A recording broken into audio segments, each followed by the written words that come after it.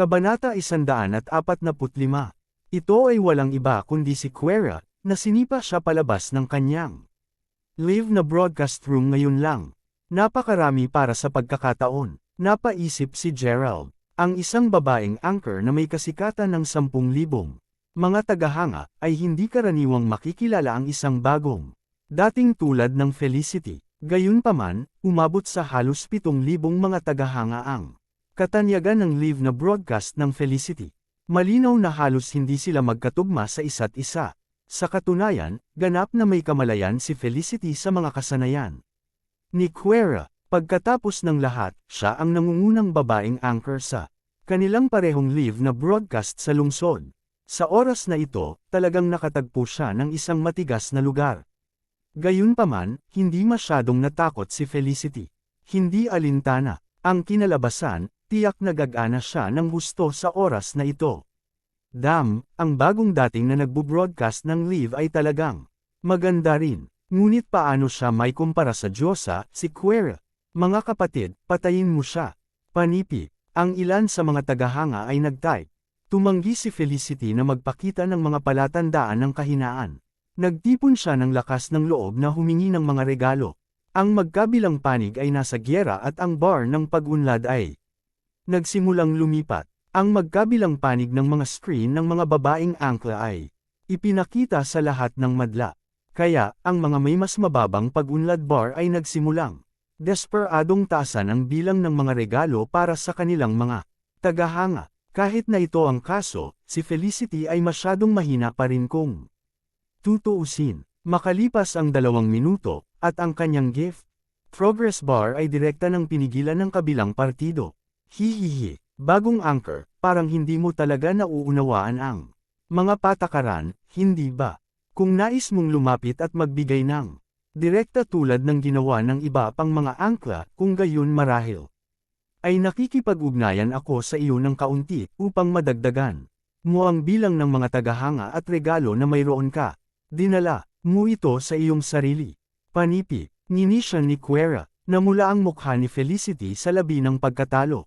Ngunit mayroon pa siyang isang huling pagkakataon. Iyon ay, ordinaryong tao, nandito ka ba? Malapit na akong talunin. Nakikita kong online ka ngayon. Kung nandyan ka, masasabi mo bang susuportahan mo ako? Ordinaryong tao, ayokong matalo. Panipi, naluha si Felicity habang nagsasalita. Mayroong isang malaking puwang sa kanyang puso. Ang lahat ay naging maayos na sa paglalayag ng mas maagang ngunit. Ngayon, hindi lamang siya hinamak ni Quera, ngunit kahit na siya ay kinukot siya sa harap ng kanyang sariling mga tagahanga, ni hindi niya maitaas ang kanyang ulo sa harap ng sarili niyang mga tagahanga. Ang jersey lamang ay tiyak na hindi magagapi ang kanilang kalaban. Hindi maaaring tanggihan ni Felicity ang anumang sinabi ng kabilang partido. Nakakaramdam talaga siya ng pagkabigo ngayon. Sa split segundo na iyon, bigla niyang naisip ang kanyang tagataguyod, ang ordinary man. Pagkatapos ng lahat, siya ay isang tao na hindi nabigo na sorpresahin siya sa lahat ng oras. Ang mga komento sa kabilang bahagi ng screen ay sumasabog.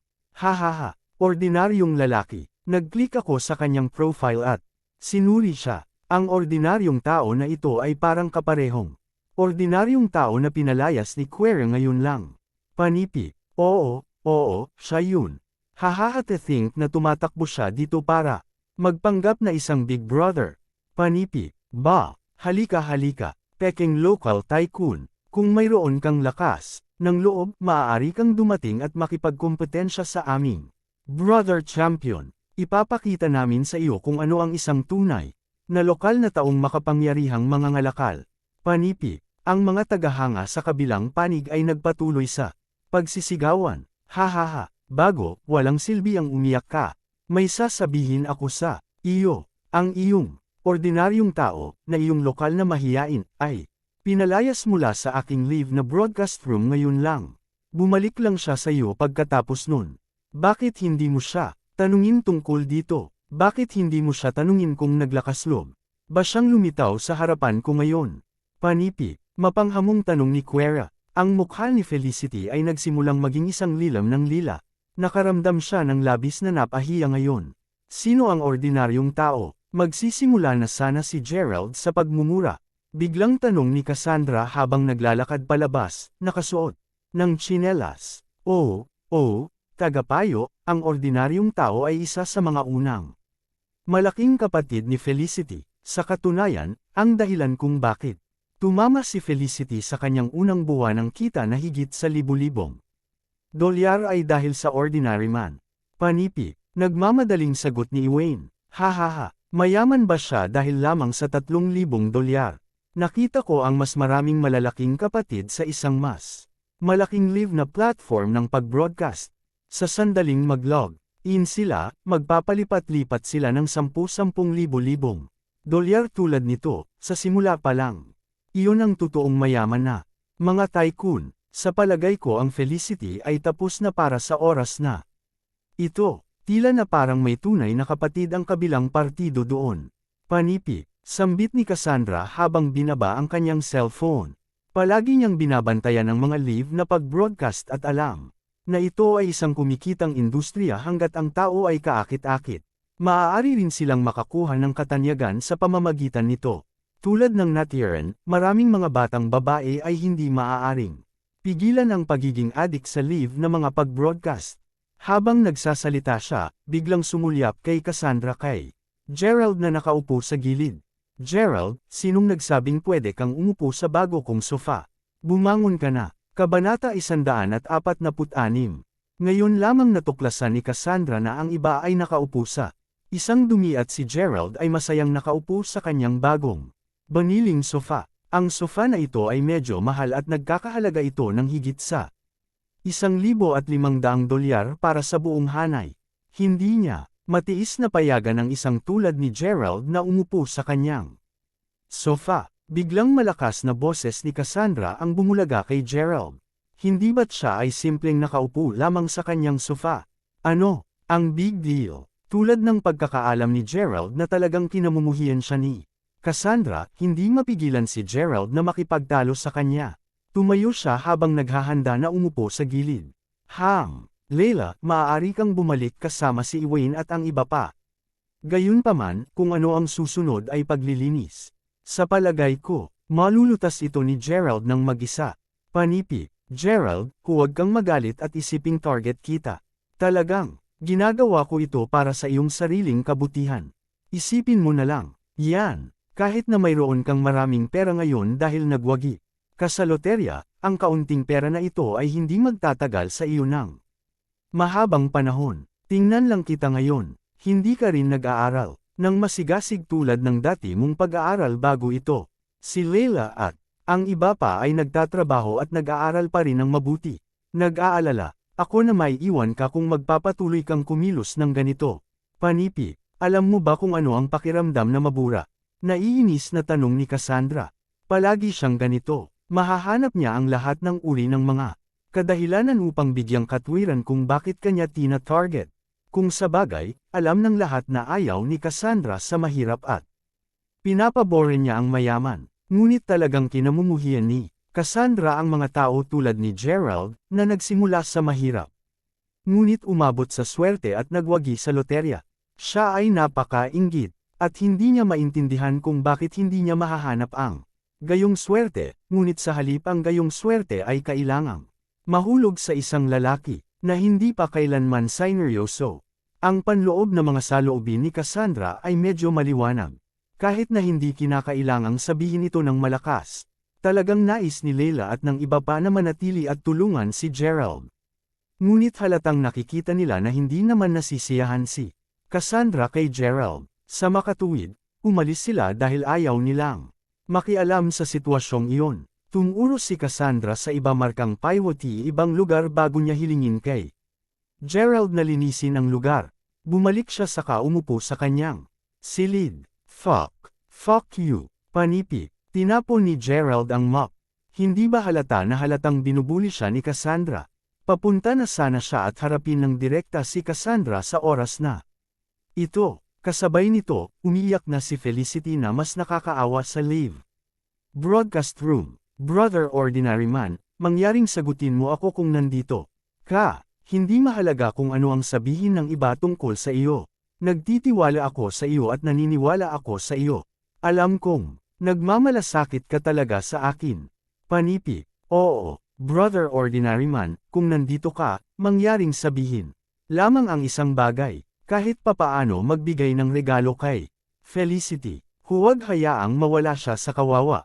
Panipi, maraming mga tagahanga na desperadong nakiusap kay Gerald. Hahaha, ang lalaking iyon ay hindi maglalakas loob na lumabas.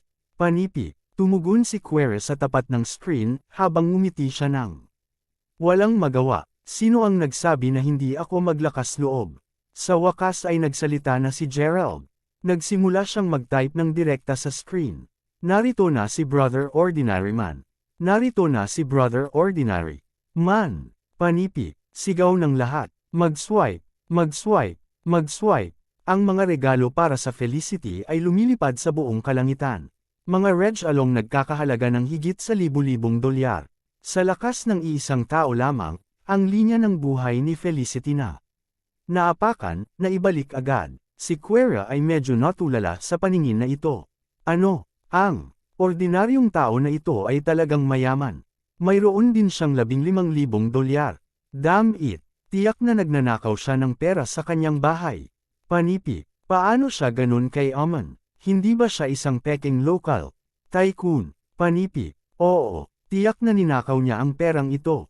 Si Brother Champion, ang totoong local tycoon. Panipi, sakto, pinapayuhan ko ang lahat na huwag malinlang ng ganitong uri ng mga ilusyon. Ang ilang mga tao ay handang gumastos ng libo lamang upang mangisda para sa isang babaeng angkla na interesado sila. Pagdating ng oras na iyon at ang babaeng anchor ay talagang naniniwala na siya ay talagang isang lokal na mangangalakal, kung gayon magiging huli na para sa ang babaeng angkla. Ang ordinaryong tao na ito ay marahil ang ganoong uri ng tao na nangangingisda lamang din.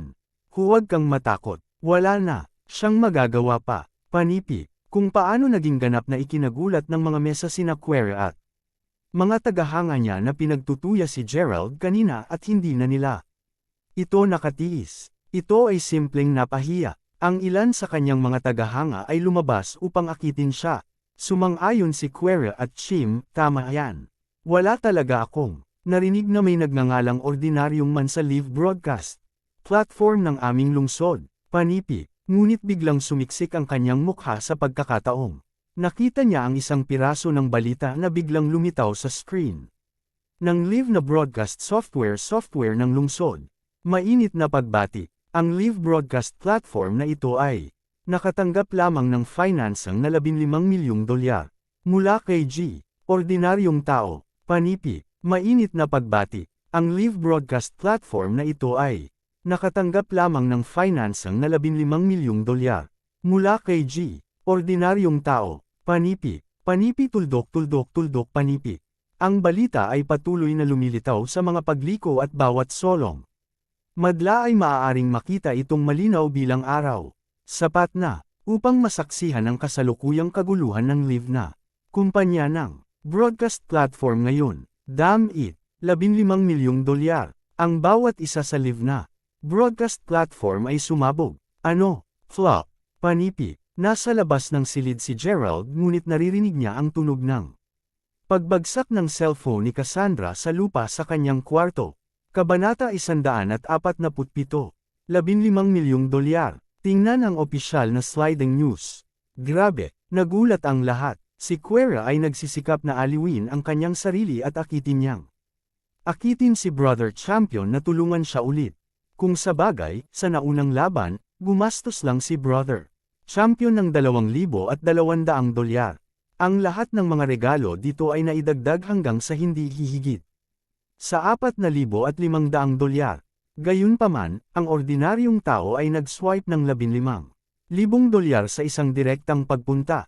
Nag-invest pa siya ng 15 milyong dolyar sa live broadcast platform. Ang live broadcast platform kahit na opisyal na nabanggit at nagbigay ng sigaw kay G. Ordinaryong tao. Sino pa ito, bukod sa ordinaryong tao na nakick out ng kanyang live broadcast room? Kanina, sino pa kaya ito? Naging berde ang mukha ni Quera. Ito ay 15 milyong dolyar. Siya ay isang ganap na lokal na mangangalakal na may Malakas na impluensya, bumagsak siya sa live room ngayon at dapat ay may gusto siya. Sa hitsura niya, marahil iyon ang dahilan kung bakit tinanong niya. Siya nang napaka-mataktika na gumanap at ipakita ang ilan sa kanyang mga talento. Pero bakit? Bakit kailangan niyang sabihin na bulag siya? Ang dahilan kung bakit hiniling niya sa kanya na ipakita ang mga talento sa kanya ay dahil lamang sa kinagiliwan niya siya. Ang higit na pinagsisisihan ay ang katunayan na hindi talaga siya lumabas ng silid kahit na pinagalitan siya, ngunit pinalayas siya mula sa kanyang live na broadcast room. Talagang sinipa niya ang isang absolute local tycoon mula sa kanyang live broadcast room.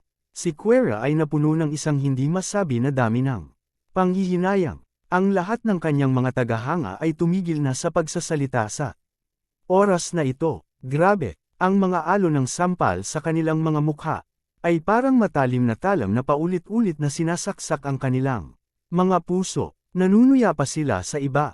Bakit hindi muna nila sinilip ang kanilang sarili? Tungkol kay Cassandra, laking gulat niya sa paglitaw ng 15 milyong dolyar na figure. Hindi niya talaga akalain na ang taong palaging sumusuporta kay Felicity ay talagang isang milyonaryo. Hindi maghintay, malamang na siya ay isang bilyonaryo. Siya ay simpleng mapagbigay. Sa totoo lang, nagselos pa si Cassandra sa sarili niyang mga estudyante ngayon. Napakaganda niya sa sarili. Mas lalo siyang gumanda at pambabae kumpara kay Felicity. Kaya, bakit hindi siya makakuha ng pabor ng mga mayamang tao noon? Nako, kapag naisip niya ito, hindi niya maiwasang madama na ang tadhana ay seryosong hindi patas. Nakangiti lamang si Gerald nang makita ang opisyal na anunsyo sa pampublikong screen. Hindi niya gaanong ipinakita ang damdamin tungkol dito. Kung mayroon man siyang sinimulan, mas makabubuting sabihin na nagulat talaga siya. Nagulat siya na tinanong niya si Zack na mamuhunan sa live broadcast platform, ngunit bakit siya namuhunan ng 15 milyong dolyar dito? Nang maisip niya ito, sa wakas ay naintindihan niya ang pagtabi sa kanyang kapatid na babae. Marahil 15 milyong dolyar ay hindi kahit isang malaking halaga sa mga mata ni Zack din. Kalimutan na, namuhunan na rin siya rito. Sa hinaharap, maaaring makakuha siya ng ilang kita mula sa live na broadcast platform na ito. Marahil, makakagawa siya ng maraming pera at makakuha ng 15 milyong dolyar hanggang 30 milyong dolyar. Sa halip, matapos ang pamumuhunan, ang live broadcast platform ay lumago ng mas buhay. Ang balita na ang isang lokal na taong bayan ay namuhunan ng 15 milyong dolyar sa live broadcast platform ay aktibong nagpapalipat-lipat sa forum. Pupunta rin sa daloy si Felicity sa oras na ito. Masikip ang kanyang live broadcast room dahil sa tumataas ang kanyang kasikatan. Ang sinumang may kasikatan ng 10,000 mga manunood ay maaaring naging pangunahing anchor sa live na broadcast platform. Ngunit ang kasikatan ni Felicity ay papalapit na sa 50,000 mga manunood. Ganap na nasisiyahan si Felicity na tumatalon siya sa kanyang live na broadcast room. Nababaliw na siya. Ang kanyang malaking kapatid na lalaki, Ordinary Man, ay talagang naging pinakamalaking mamumuhunan sa live na broadcast platform. Ito ay talagang isang malaking tulong sa kanyang sariling reputasyon. Brother Ordinary Man, saang klase ka kabilang sa kagawaran ng wika at panitikan? Maaari ko bang hilingin ang iyong pangalan? Panipi, damn it, hindi ko alam na may ganoong kalaking local tycoon sa aming kagawaran ng wika at panitikan. Talagang isang local tycoon. Siya, sino ito? Panipi, ito ay dahil noong unang lumitaw si Gerald sa live broadcast room ni Felicity, nabanggit niya na siya ay mula sa parehong kagawaran ng Felicity, na siyang kagawaran ng wika at panitikan.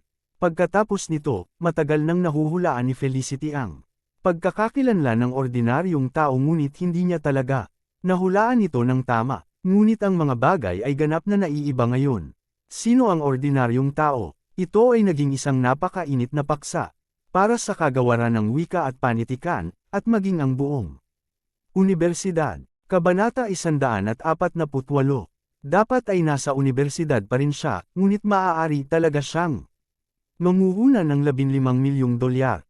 Matapang iyon. Nga pala, naaalala mo ba ang 2,600,000 Dolyar na Lamborghini sa gate ng paaralan. Sa palagay mo ba ang kotse na iyon ay pagmamayari ng ordinaryong tao? Panipi. Oo, iyon talaga. Panipi. Lahat ng tao ay hinuhulaan ito mula pa sa simula. Ngunit ngayon, sa palagay ko ay halos tiyak na ang taong ito ay talagang mula sa kagawaran ng wika at panitikan.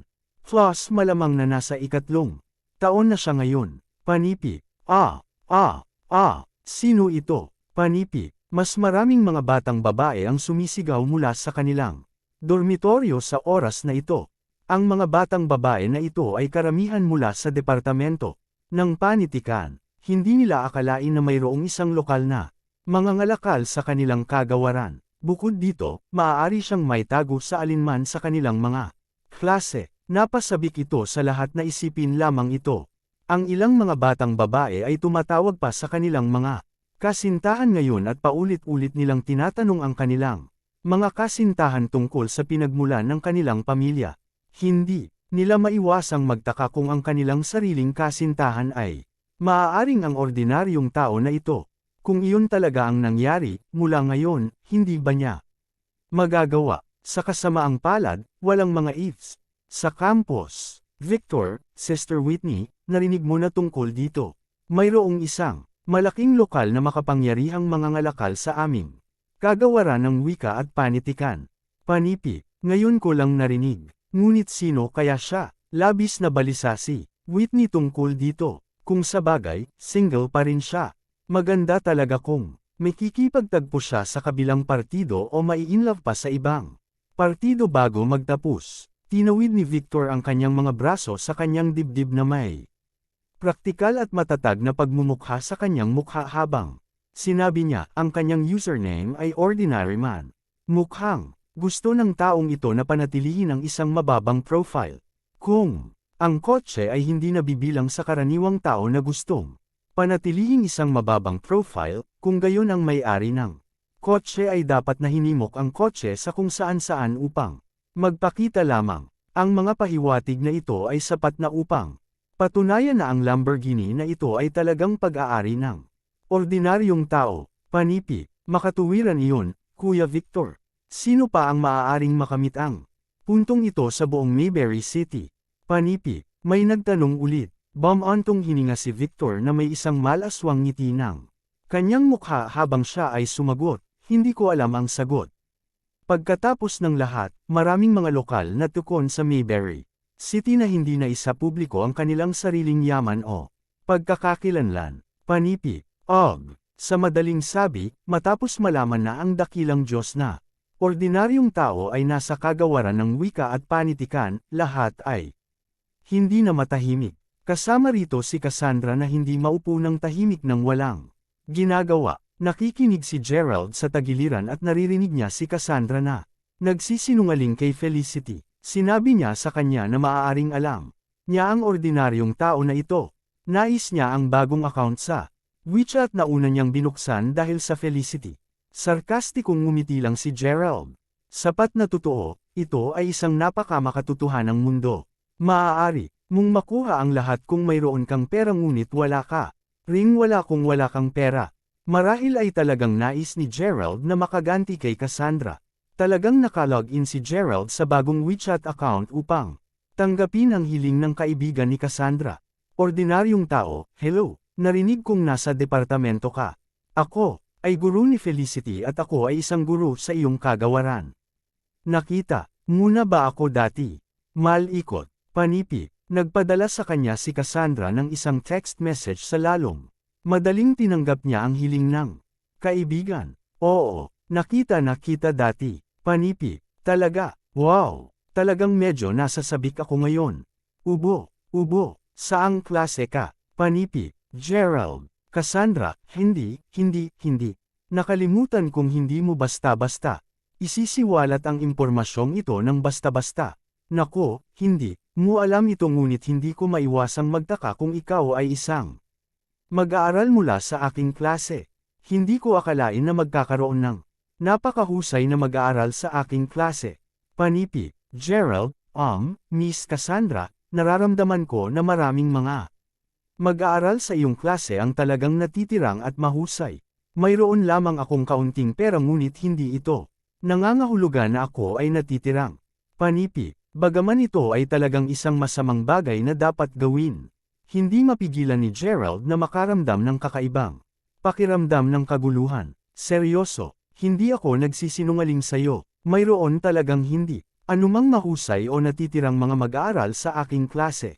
Bukod dito, walang mga mag-aaral na kasing yaman at mababang kitulad din sa iyo. Gayunpaman, may ilang mga mag-aaral na mahirap at isang mag-aaral na partikular na mahirap sa aking klase.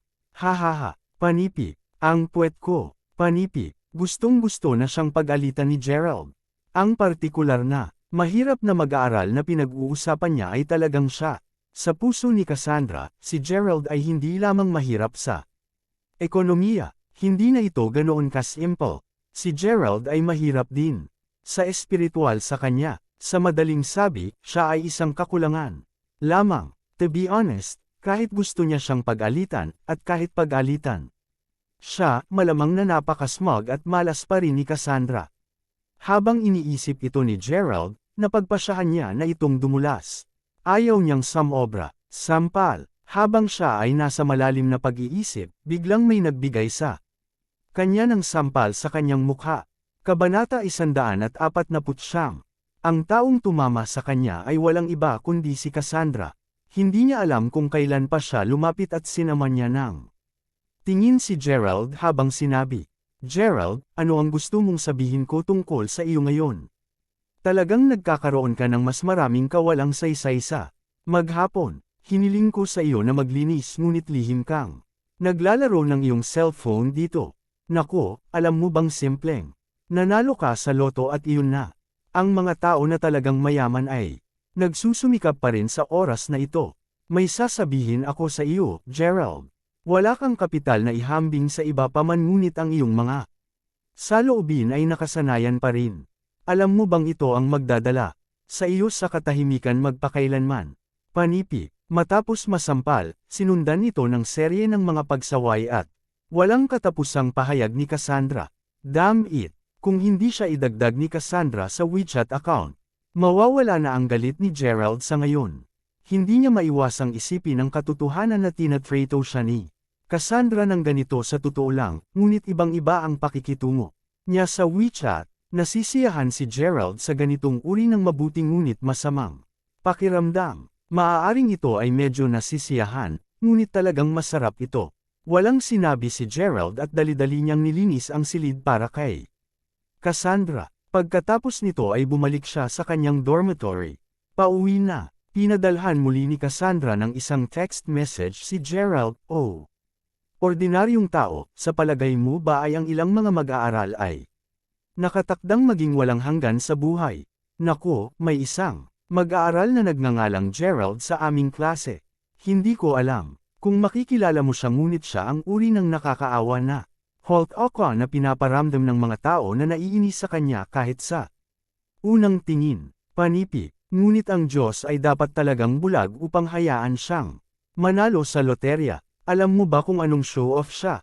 Ang lahat ng kanyang mga aksyon at pag-uugali ay nagpapatunay lamang na wala siyang hinaharap. Napakahirap din para magturo ako sa isang tulad niya. Paano ako magkakaroon ng mag-aaral na tulad niya? Panipi, nagpadala si Cassandra ng 2 sunod-sunod na mensahe upang ipahayag ang kanyang hindi nasisiyahan. Bagaman mayroong isang uri ng hindi magandang kasiyahan sa pag-text sa kanya, hindi mapigilan ni Gerald na magalit nang makita ang mga mensahe nito. Cassandra, o Cassandra, hindi mahalaga kung ano ito, mag-aaral pa rin ako sa loob ng maraming taon pagkatapos ng lahat. Palagi, kung nagawa ang lahat ng iyong hiniling sa akin na gawin.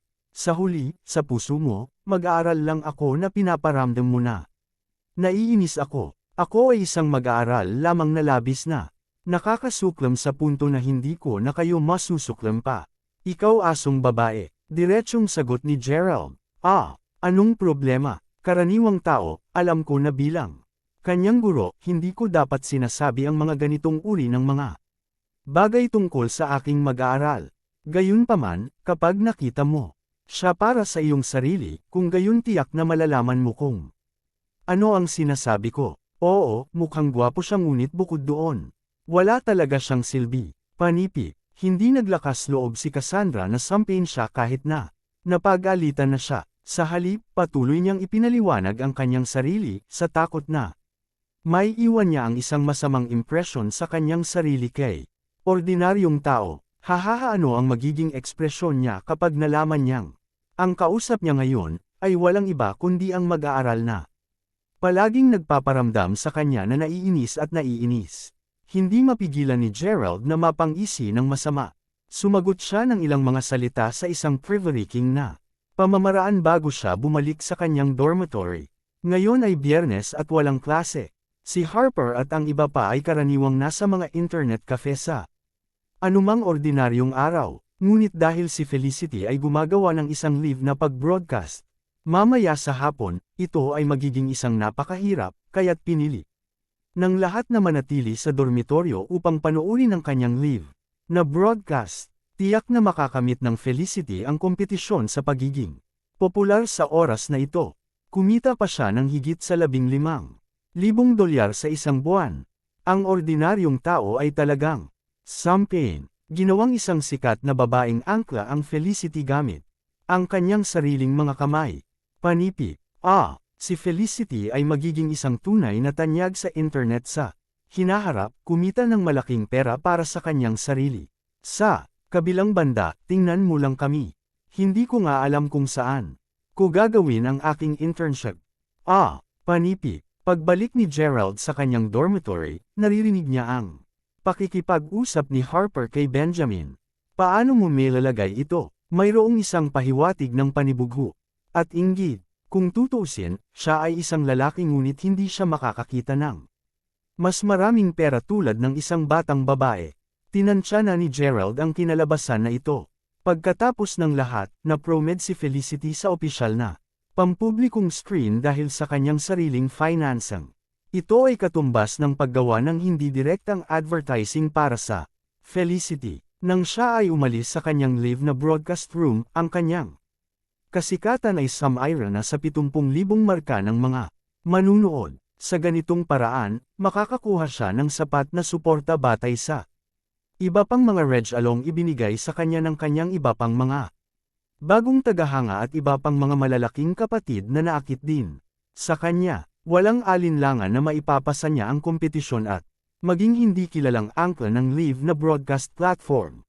Hindi na kailangan ng pag-asam pa dahil walang alinlangan na manalo siya sa pinakamataas na pwesto sa kompetisyon ngayong gabi. Gerald, bumalik ka na. Nga pala, noong nagpunta kami upang kunin ang surir kaninang hapon, mayroon ding pakete na dumating para sa iyo, parang isang piraso ng papel. Tingnan mo ito, panipi, sagot ni Harper, bago niya iniabot ang isang maliit na sobre sa kanya.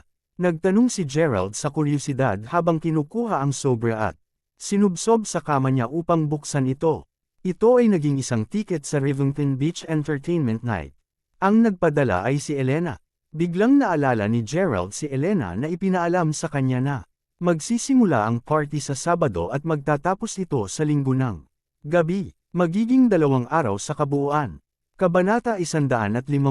Ang lokasyon ay sa Rivington City. Biglang tumunog ang cellphone ni Gerald. Sa gilid ng kanyang mga mata, nakita niya na si Elena iyon. Ginoo Crawford, natanggap mo na ba ang tiket sa pagpasok?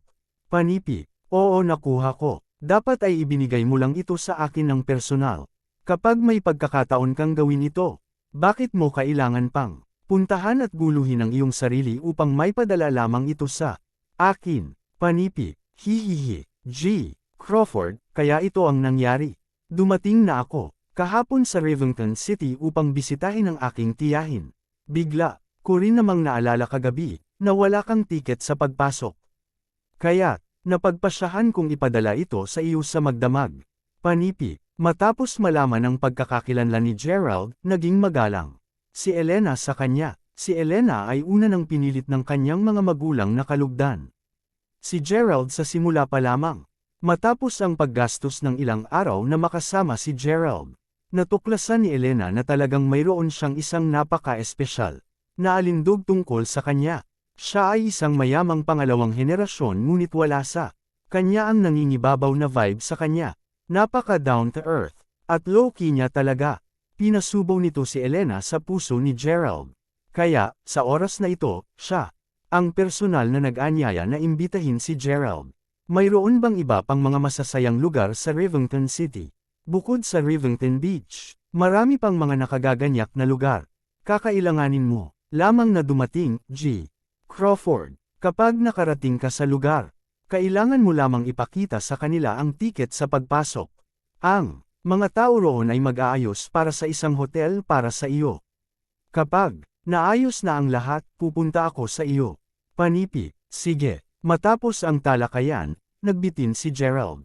Sa totoo lang, si Gerald ay palaging nakalagay sa isang maliit na bayan sa kanyang maliit na lalawigan mula pa noong bata siya.